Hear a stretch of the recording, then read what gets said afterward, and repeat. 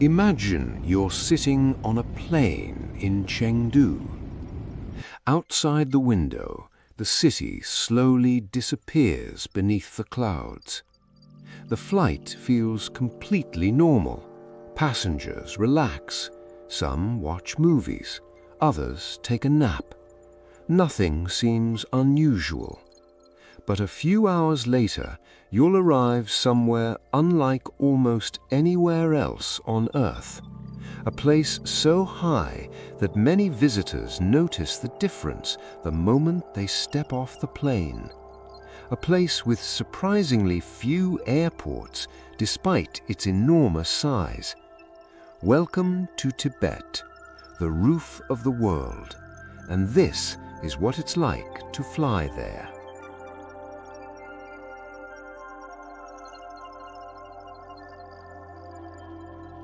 As the aircraft heads west, the landscape begins to change.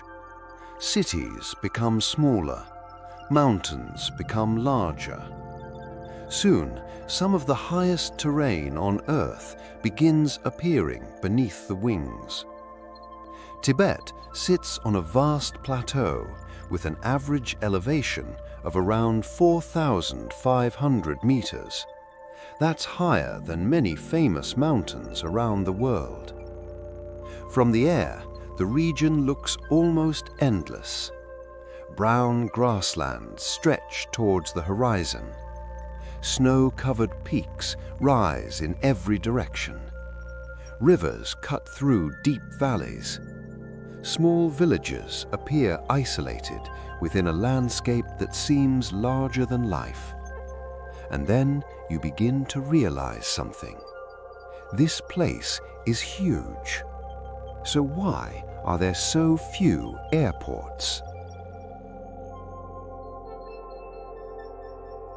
At first, the answer seems obvious.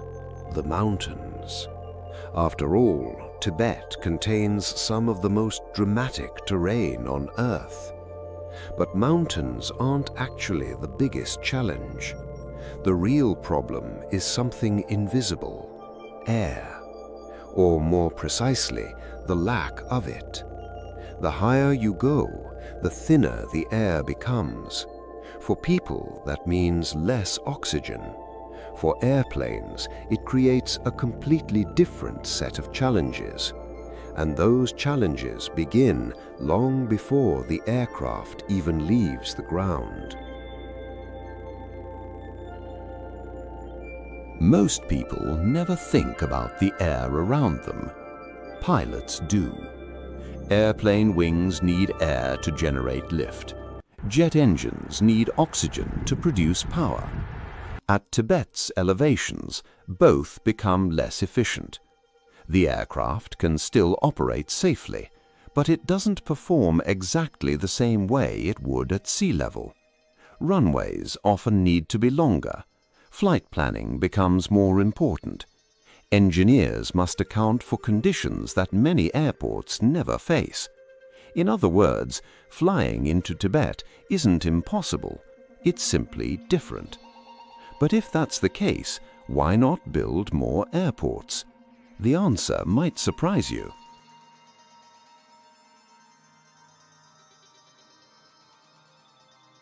Many people assume Tibet lacks airports because the environment is too difficult. That's only part of the story. Modern engineers know how to build airports in extreme conditions. The bigger challenge is deciding where they make sense. Tibet is enormous, yet compared with its size, its population is relatively small. Large areas of the plateau remain sparsely populated. Some regions contain only scattered settlements spread across vast distances. An airport isn't just a runway.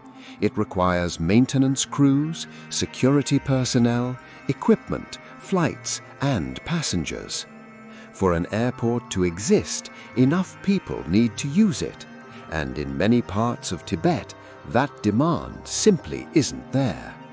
So while geography creates obstacles, economics often determines how many airports are actually built. As the aircraft begins descending, the landscape grows even more dramatic. Mountain ridges pass beneath the wings. The plateau stretches endlessly beyond them. Eventually, the runway appears. The plane touches down, and the journey enters a new phase. For many visitors, the first thing they notice after landing isn't the airport, it's the air. Walking feels slightly different. Climbing stairs may feel harder. Some travelers experience mild symptoms of altitude sickness.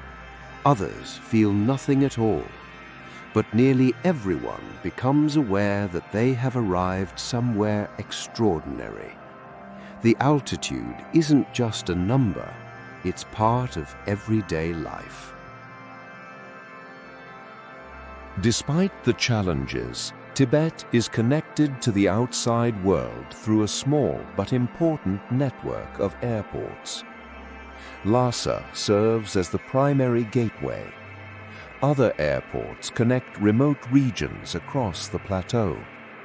Some rank among the highest commercial airports on Earth. But aeroplanes are only one part of Tibet's transportation story. Because there is something many people don't realize.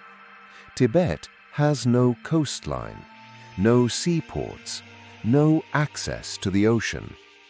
Everything that enters the region arrives by air, rail, or road. One of the most famous routes into Tibet is the Qinghai-Tibet Railway. Crossing some of the highest terrain on Earth, it is considered one of the world's most extraordinary train journeys. Many travelers choose the train specifically for the scenery.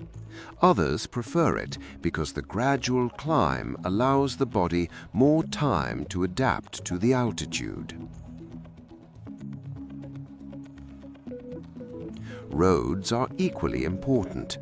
Every day, trucks carry food, fuel, medicine, and supplies across mountain passes and high-altitude plains. Without these roads and railways, many communities would remain far more isolated. Together, they form the lifelines of the plateau. Ask travelers what they remember most about flying into Tibet, and many will give the same answer: the view. Hours before landing, the landscape begins to transform. The mountains seem endless. The sky appears darker and deeper blue than many people have ever seen. The scale of the plateau feels almost impossible to comprehend. From above, Tibet doesn't look crowded. It looks vast, wild, and incredibly remote. Perhaps that's why arriving here feels so different from arriving anywhere else.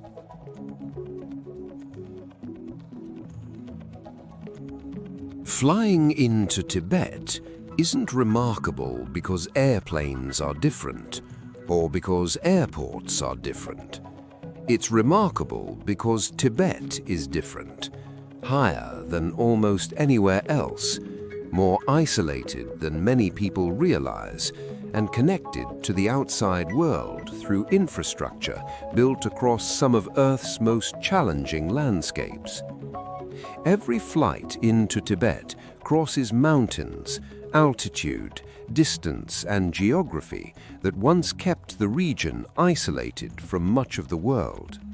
So the next time you see an aircraft landing on the roof of the world, remember, you're not just watching a flight, you're watching one of the most extraordinary journeys in modern transportation, a journey into a world above the clouds.